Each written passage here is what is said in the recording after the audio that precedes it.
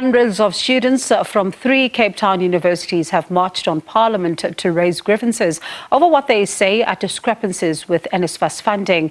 SRCs from Stellenbosch University, Peninsula University of Technology and the University of the Western Cape led the protests. Now, the students demand that NSFAS allowances for tuition and meals and accommodation be allocated to the institutions that they are registered with. Let's stay with us, of course, and speak to the South African Union of Students spokesperson, Asive Dlanjwa, who joins us live now. Asive, thank you so much for your time. What about the issues of NSFAS, because they've been going on for a while now, is making it difficult for them to be resolved? Good evening, to you, your viewers and your listeners.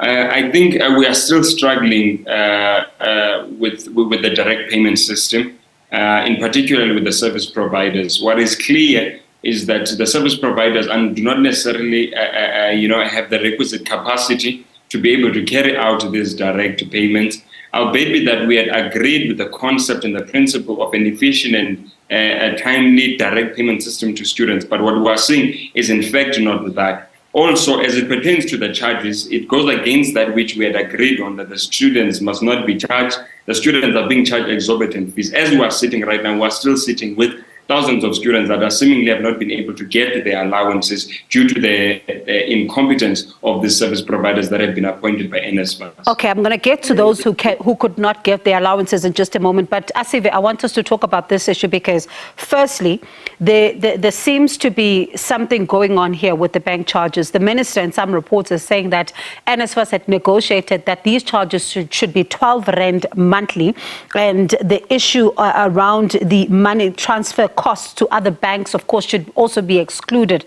Are you saying that this 12 Rand is not a reality? And how much are students being charged then? The 12 Rand is a reality. Obviously, our initial proposal was that the students must be charged nothing. But based on the suit and based on what they term to be provisions that one would get in a bank with the new payment system, that it was a bank, we then considered their initial proposal was 89 Rand. We rejected it. Then they went to 29 Rand. We further rejected that. And we considered it 12 Rands, that the students would be charged a once of 12 Rand. But what the students are currently being charged, sometimes even far exceeds 100 Rands, which has even eroded even the entire 10% allowance which we had negotiated for as a student body, to say that this is the amount by which the allowances must be increased. So it is there, but it goes in fact, students are now paying even beyond that 12 Rand which we had agreed with the scheme.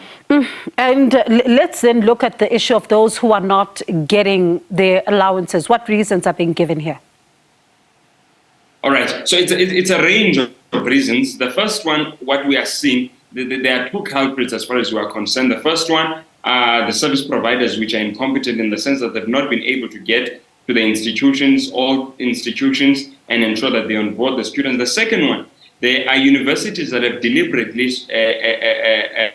frustrated and sabotaged the direct payment system for their own business interest, including but not limited to not submitting their registration data to NSFAS so that the students would receive their allowances, including but not limited to them ensuring that they created a platform and a space for these service providers to get onto the campus and onboard the students. So these are some of the things that the universities have done. Some institutions, by the way, we have been told by some SRCs, have even been sponsoring protests in their own campuses to create an impression of a crisis such that they can get the opportunity to pay these allowances that they have been paying. To give you an idea of what it means, it's almost over R1 billion that is being dispersed every month. That used to be dispersed by this university, their officials and their friends, which obviously after the centralization thereof, they would have forfeited those returns and that business. That's a serious allegation. Do you have names of some of these institutions who are doing this?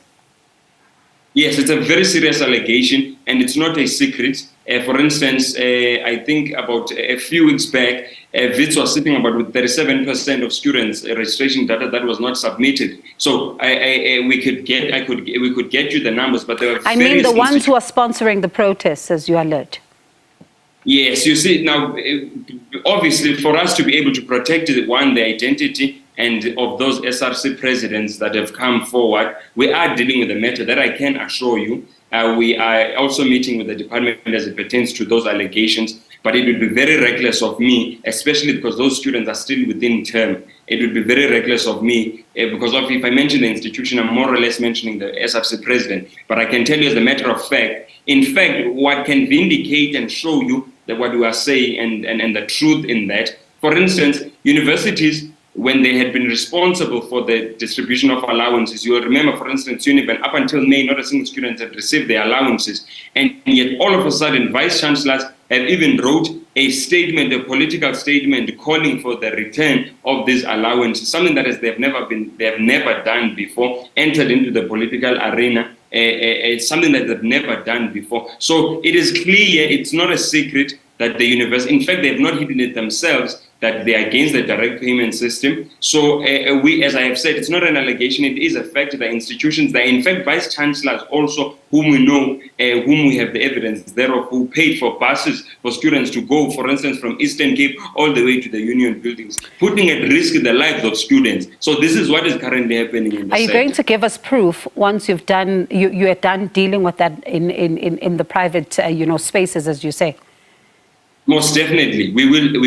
I have made also these commitments even to other media houses. We are dealing with it as sensational and as it might be nice for the media to get that now, but it is not necessarily in the best interest of our student leaders, and that is what we are going to prioritize over and beyond the sensationalization. But the one thing we would never do as a union, we have never done it, we will never get onto this platform and make unfounded allegations. For that matter, if any of the people who are making allegations against or any of those vice-chancellors feel that they have a case against us, they are more than willing, they are more than welcome to litigate against us. What we are saying is a fact.